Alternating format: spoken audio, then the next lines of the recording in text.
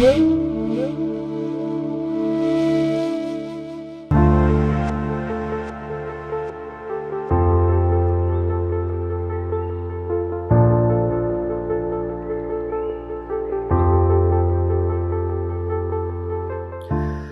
we are here in the 27th verse. Vaikarikad vikurvanan manastattvam ajayata yat sankalpa vikalpabhyam vartate kama sambhavaha. Vaikarikad means when the false ego comes in connect with the goodness. From the false ego of goodness. Vikurvanan, some transformation changes. Some transformation happens. When it happens, when the false ego in connection with, influenced by goodness. What happens? Manastattvam ajayata. The principle of mind. The chapter is titled as Fundamental Principles of Material Nature. And all these principles are explained one after another. And here we are seeing the principle of mind, how it came to existence, how it got evolved. And yat sankalpa vikalpabhyam. So mind has some activities, that is sankalpa and vikalpa, that is acceptance and rejection. And further, vartate kama sambhavaha. Then desire comes to rise. So this is the further explanation of the false ego. In the previous few verses, it was mentioned that how false ego actually came into existence, how the principle of false ego got evolved. From where did it evolve? How did false ego evolve? From where did it evolve? The previous verse it was explained.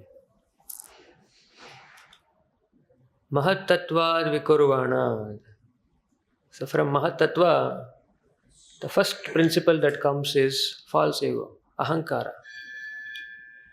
How did it come? Here it is mentioned that from mind is coming from the false ego. And how did false ego come from Mahattattva? How did it happen? Action of modes, Interaction of modes. But how is it coming? Is it happening on its own? From the glance of the Lord. Kapila Muni exactly said, Bhagavat Virya Sambhavaha. It's by the potency of the Lord. That from the Mahatattva, false ego is coming. And the characteristics of false ego was explained. What is the characteristics of the false ego? Here, serene. That is the characteristics of pure consciousness. Pure consciousness means it's serene. Prabhupada gives the example of rainwater. When the water is in the sky, in the cloud, while it is falling down, it is pure. Similarly, in pure consciousness, symptom is serenity, clear like water, clear like rainwater. And characteristics of ahankara is kartatvam karanatvam cha karyatvam. Doer. Kartatvam means the sense of doership. I am the doer. If you ask who did this, I did it. The sense of doership. And karanatvam means instrument. Because to do something, instrument is required. Without instrument, you can't do that. So false ego is an instrument also to do an activity. And karyatvat means the end result. Because when end result comes, we own that. That is mine. Janasya moham aham mameti. This is mine. That is called the characteristic of false ego. This is mine. So that is a characteristic of false ego. Very nicely Kapila Muni is elaborating each and every element. So that's why Bhagavatam is called as postgraduate studies.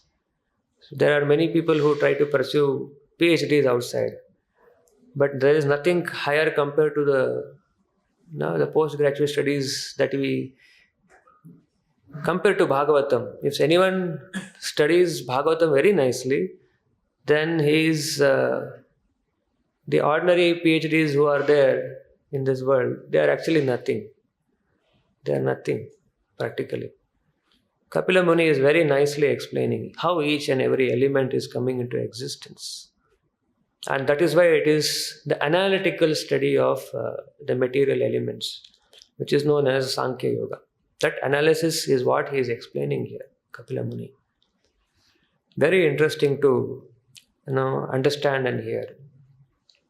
We know these elements, but in detail, in depth, with a lot of analysis, Kapila Muni is explaining these things. And from the false ego, the next element that comes into existence in the process of creation is the mind. Vaikarikat vikurvana manasastatvam ajayata. The mind comes into existence. Mind is an important element. It's a subtle body. Everyone, when he assumes a body, so he is given two kinds of body, the gross and subtle body. And mind is one of the important associate of the conditioned soul. It is an associate of the conditioned soul. And there has been a lot of discussion about this mind.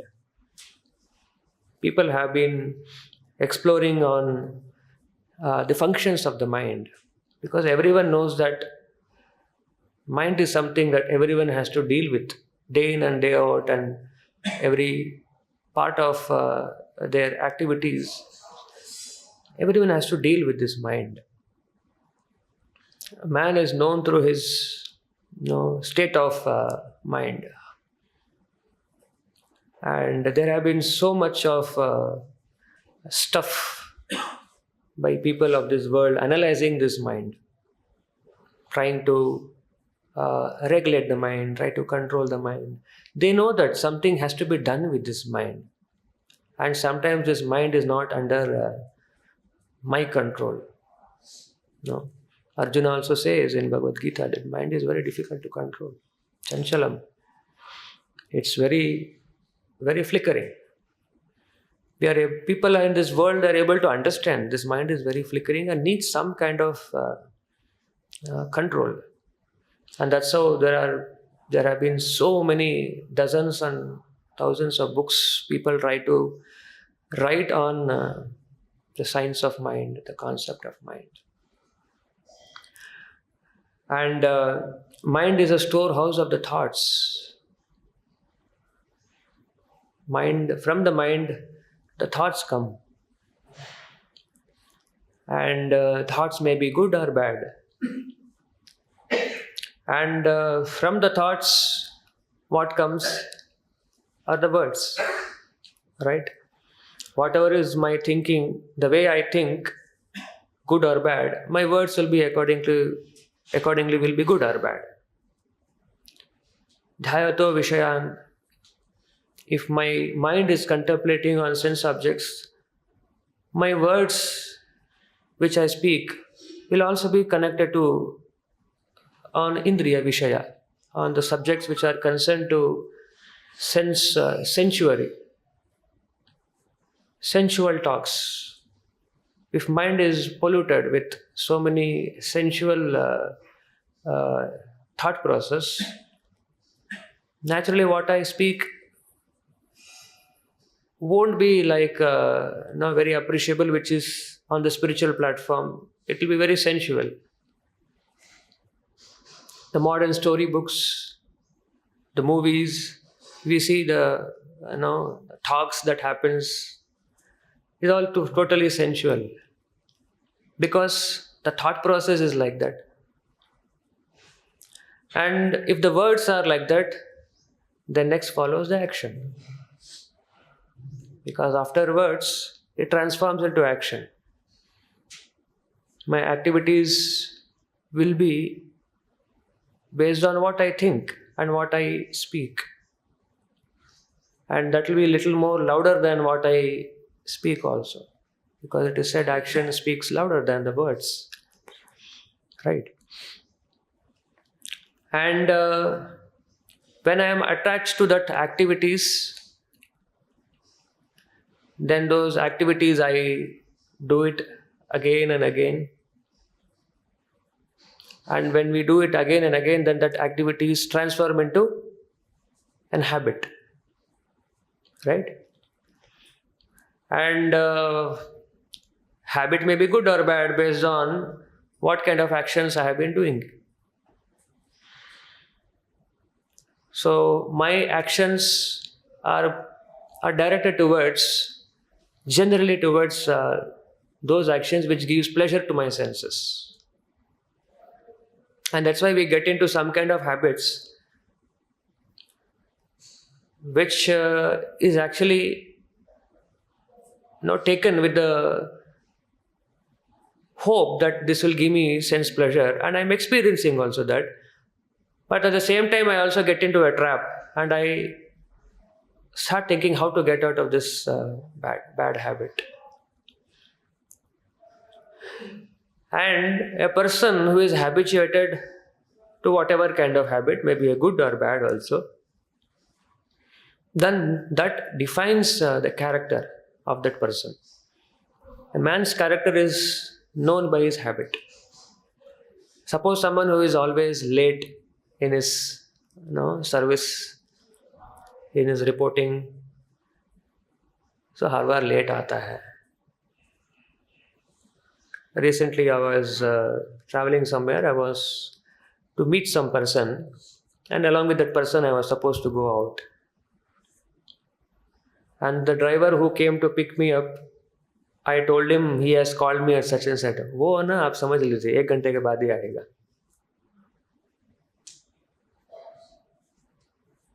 Why? Because that man has known by his being late for not punctual in time. And not once. It seems repeatedly it has happened. That's why a character has been pasted on him. He is always late.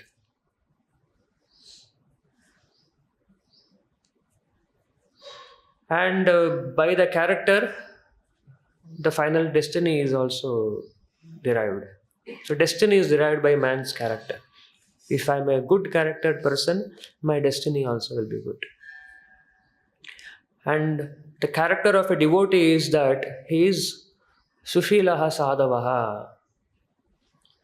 He is very sushila, he is pure in thinking, feeling, his actions are good, in conformity with principles of established Vedic scriptures. He is saintly in nature. There are so many qualities of a devotee.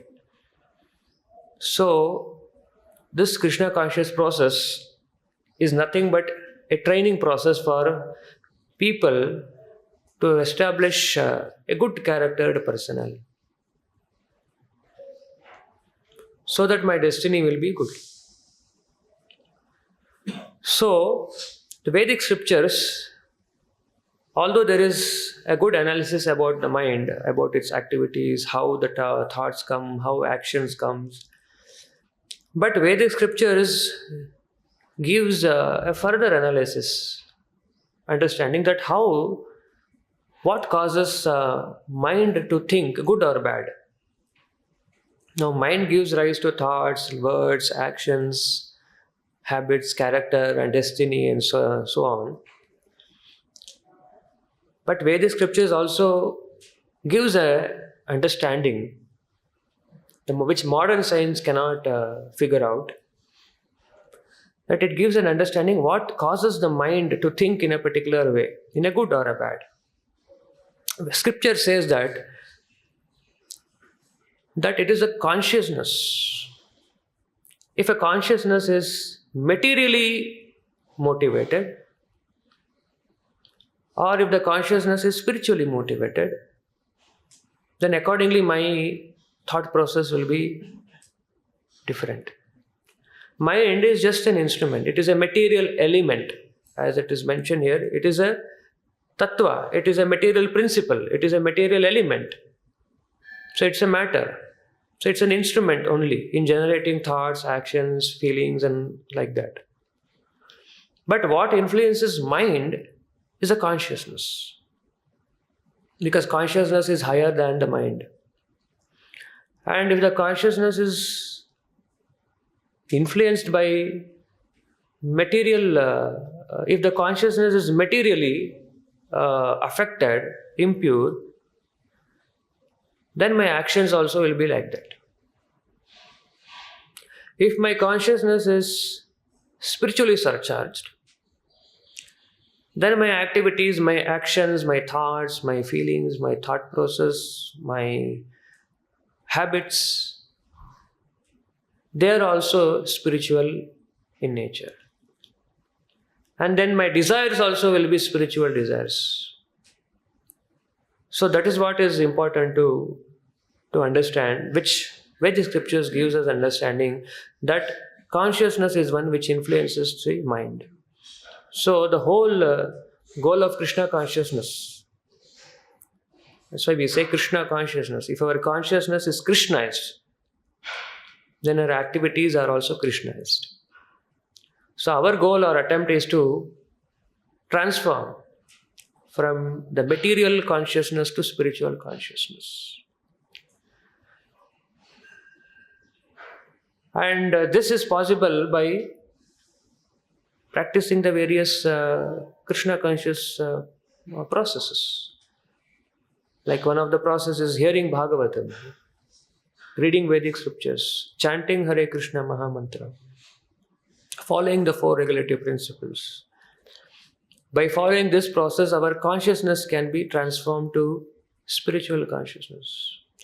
And someone whose consciousness is materially influenced, and someone to that of someone whose consciousness is spiritually influenced, there is a daylight difference between their perception of this world, their priorities in their life, their activities. There is a daylight difference.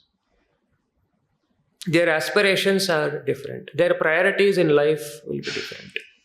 Someone who is materially, surcharged, definitely is influenced by the mode of passion and ignorance. His goal of life is different. He wants to accumulate more and more wealth. He wants to make a name building in his existence. He is behind the success and results, dominating the world. Like that, he has so many aspirations. But person who is spiritually dominated in his consciousness, his aspirations are different. He wants to become a good devotee. He wants to do sadhana nicely. He wants to relate with other Vaishnavas, be subservient to other devotees. No, he doesn't have any material ambitions. Unlike the materialist, he wants to do his sadhana, chanting nicely. His priorities in life is based on these things. So when we take up Krishna conscious life, our priorities in life will change to that of what it was earlier when we hadn't been in Krishna conscious life. And for an ordinary man to understand this, perceive this is very difficult. Sometimes people ask, Swami ji, आप TV देखते हो, film तो देखते होंगे, आप देखते हैं? Some people sometimes ask, Swami ji, आप घर जाते हो? Do you go to house? Many people will ask this question. आप घर जाते हो? माता पिता को देखते हो?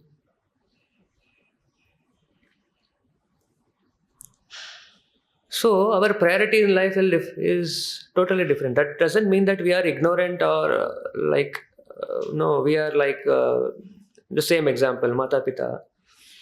We have no concern for them, but our priorities in life will change. We are in a different boat. When we take up to the process of Krishna consciousness, we choose a different boat. And our priorities will change accordingly. So, that is what is important. We have to transform our consciousness.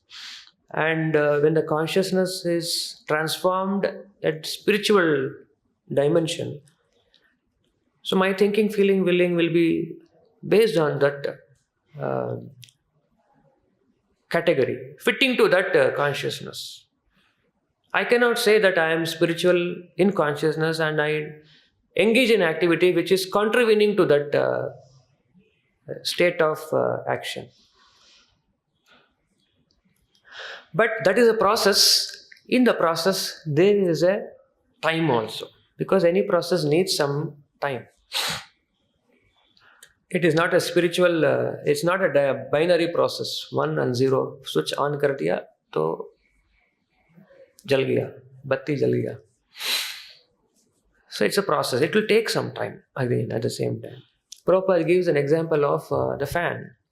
When we switch on the fan, and we can switch on the fan in whatever speed we want. 1, 2, 3, 4, 5. Fullest speed. And when we switch off, it will also take time to come down to a halt position. Now, how fast it will come to halt, it may depend. Case to case, situation to situation, person to person. Someone who is running at the speed of 5, the fan, so it will take more time than switching off the fan when it was running in the speed of 2 or 1. It will take a lot of time. So we should know ourselves, we are in which speed, we are running in which speed. 5, 4, 3, 2, 1. Sometimes some people are so pious, so simple, they'll quickly take up. Nothing much effort is required on them. It will be surprise to us. Fat, transformation, so much changes is visible sometimes. And sometimes it doesn't happen. For some people, it takes a lot of time. So it takes some time for some people. So we have to be patient. Meaning to say, patient to both person who is practicing and patience for person who is preaching also, because we preach also sometimes to few people. So sometimes it's not so easy to see the transformation. So that is what we should the factors determine that in what speed we are running. And even though we might have switched off the fan, we should also be careful. We should not hold on to the switch of the fan. If we hold on to the switch of the fan, then what happens? Again switch on. Again switch off. This switch on and off business will keep continuing. So, what is a protection for a practicing devotee is that when he is in the Vaishnava Sangha, when he takes help of the Vaishnava Sangha, he can help himself.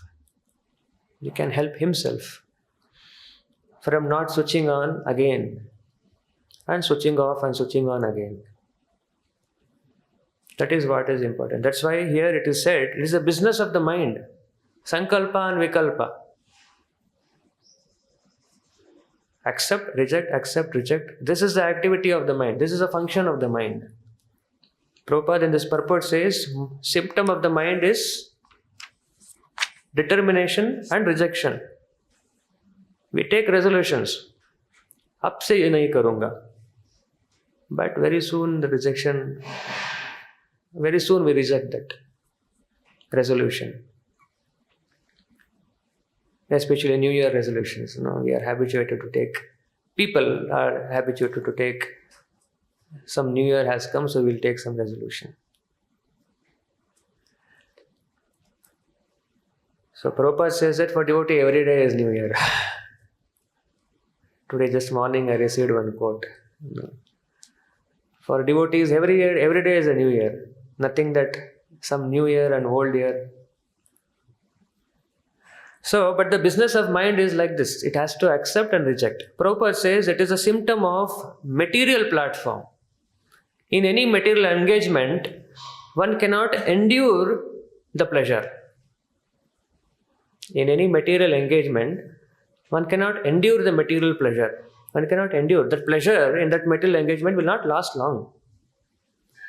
It has to get depleted. One will experience some saturation of that material pleasure. And when he experiences that, then what he does?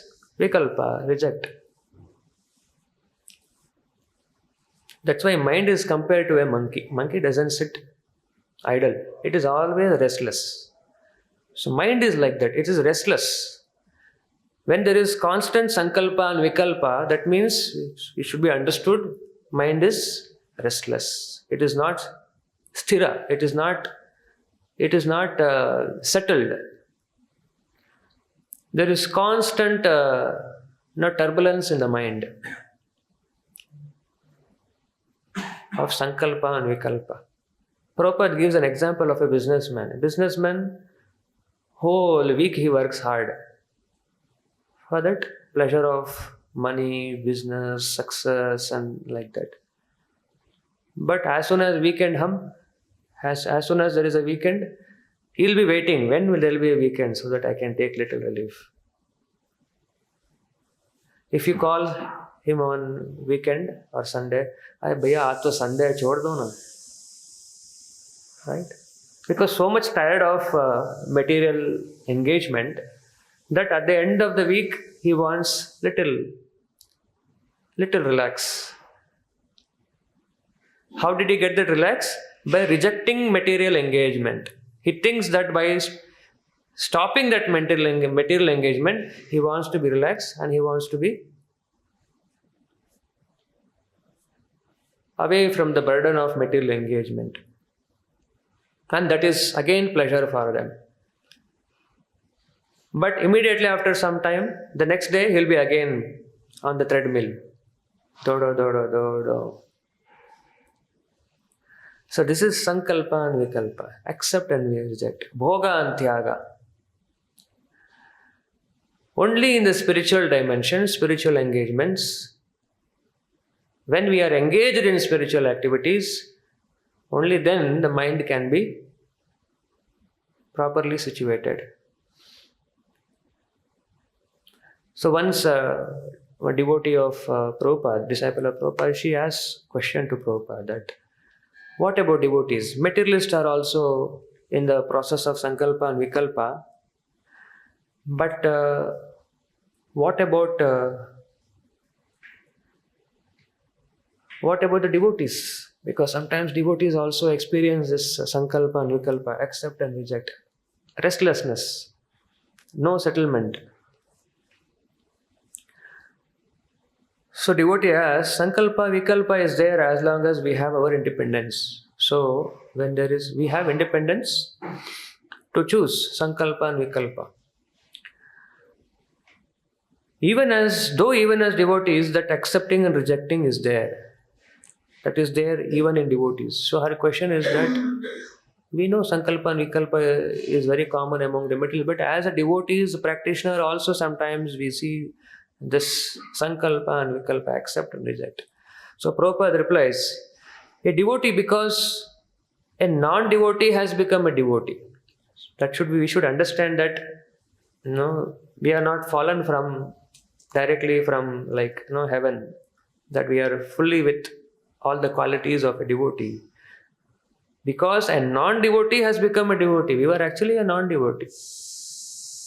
And then we have become a devotee. He is simply practicing how to simply accept Krishna's orders. But by his previous habit, he is still engaged in do it, don't do it. Because of his previous habit of a non-devotee, habit assigned to a non-devotee. He is still engaged in do it and don't do it. That is his previous habit. Just like this fan is running, Prabhupada gives the same example of the fan. You take out the switch, the current is stopped, but it's still running at least 3-4 rounds. So, similarly, if you have taken to Krishna consciousness, that current of do it or do not is stopped.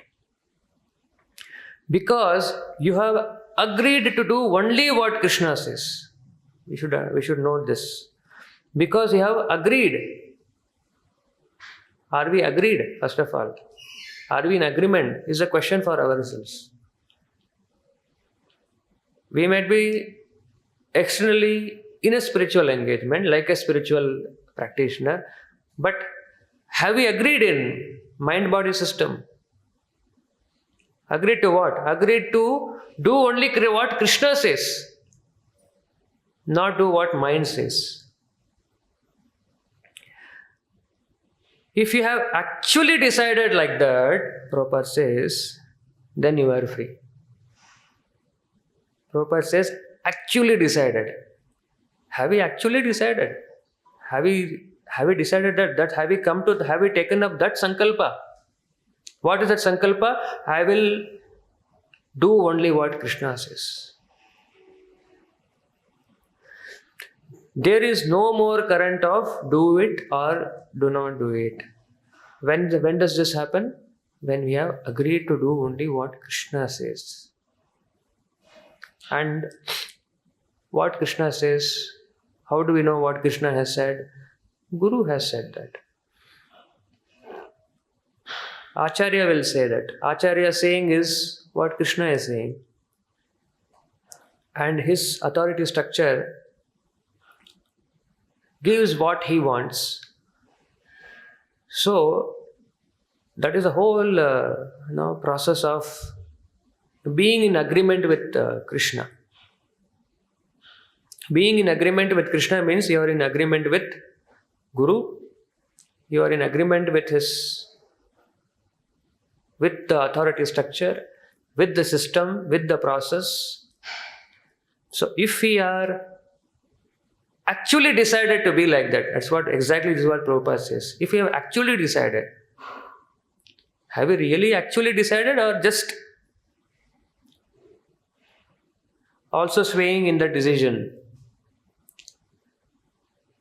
If someone is not so stable in being actually deciding to follow in agreement or be in agreement with what Krishna says, for him the do and don't do, even though he may be a spiritual practitioner, he will still experience that. That's what Prabhupada is trying to say here. So if someone is in that agreement that I will do what Krishna says, I will do what Prabhupada says,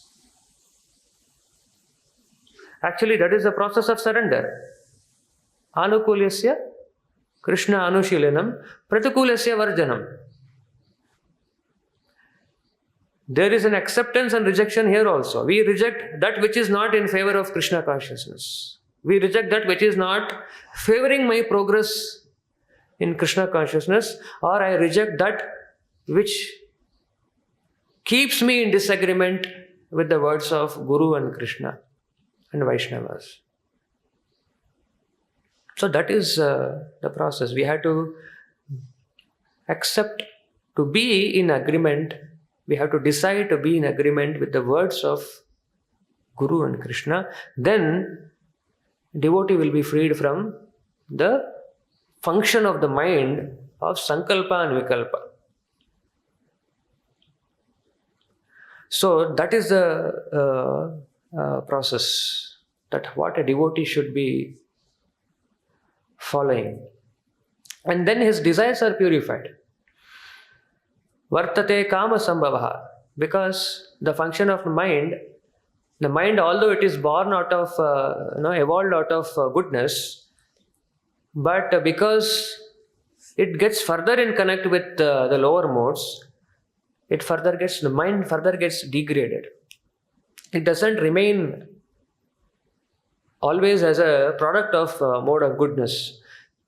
it will get degraded. And that's why vartate kama sambhavaha. There are so many desires. Desires to sense gratification. Desire for sense enjoyment. Independent desires. And it is not possible to remain desireless. Desirelessness is not possible. To remain desirelessness is not possible. It is a function of the mind or the soul. There will be always desires.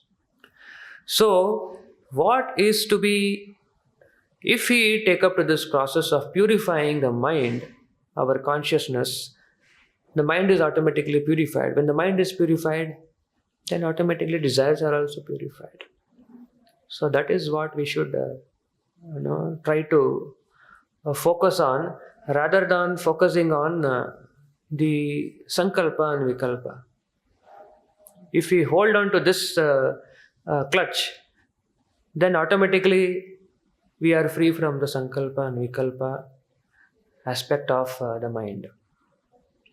And devotees in their spiritual pursuits, they should actually experience that spiritual pleasure.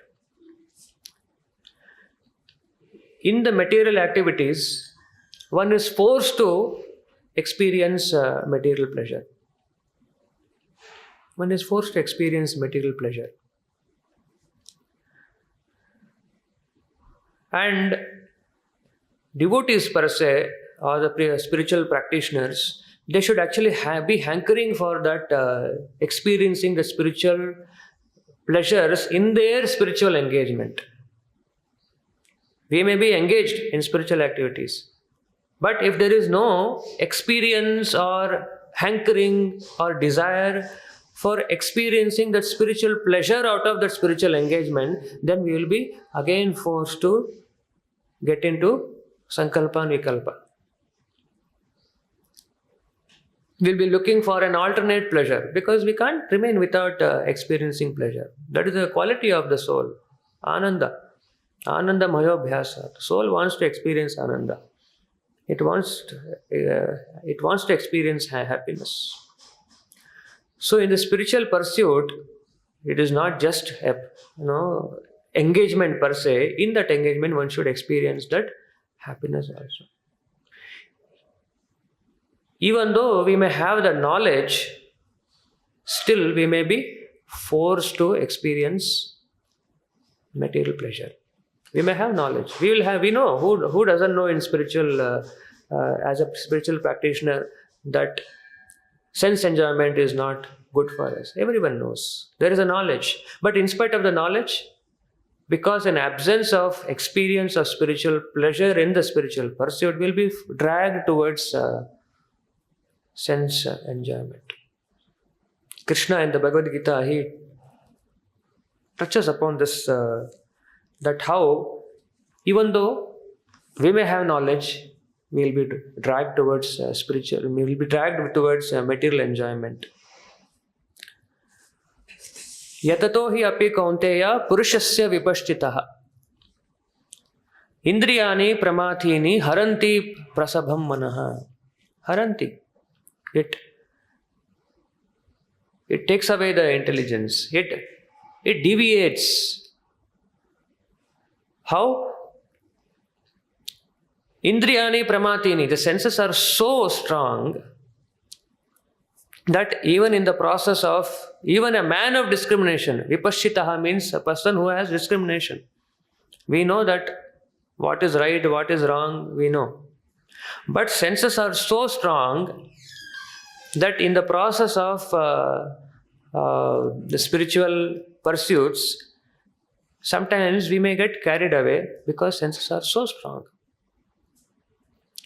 And further in the next verse, Krishna gives that how this can be controlled, how the mind can be controlled. Tani sarvani samyamya yukta asita matparaha vashehi yasya indriyani tasya pragna pratishtitaha. Tasya pragna pratishtita. Someone's mind, pratishtita means it will become steady. When the mind will become steady, Yukta asita matparaha.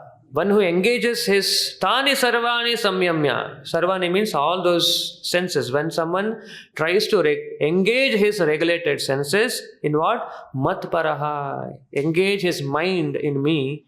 For him, it is easy to regulate the senses. So the process is one has to engage his mind in the activities connected to Krishna consciousness. If the mind is engaged in activities of Krishna consciousness, then he is free from this process of sankalpa and vikalpa. He is relieved from this turbulence or restlessness of mind. Krishna also concludes, that's why in the 6th chapter, Yoginam api sarvesham madgater antaratmanah. Madgater antaratmanah. Anyone who thinks about me always and engages in my activity, for him it is an easy process. So that is what is the important process that one can adopt, by practicing which one can control the mind. And for him, material pleasure will become an insignificant pleasure. Sometimes people see that a materialist also is experiencing some happiness. He is also happy, and a spiritualist is also happy. Both are looking apparently very happy, but one should also know what is the difference between a materialist who is experiencing a happiness and spiritualist who is experiencing happiness. A spiritualist, when he is experiencing happiness, he is actually free from hankering and lamentation. Na shoshati na kankshati. Brahma bhota prasannatma na shoshati na kankshati. On the other hand, a spiritual materialist, he may be also looking happy, but he is not free from hankering, he is not free from lamentation. A karmi also is hankering, he is not satisfied, even though he may be having a wealth of the whole world, he may not be still happy. And a jnani is also not happy because he wants to merge, he is hankering how to merge with the Lord. And a materialist, when he is fed up of his material engagements, then he will think of jnana.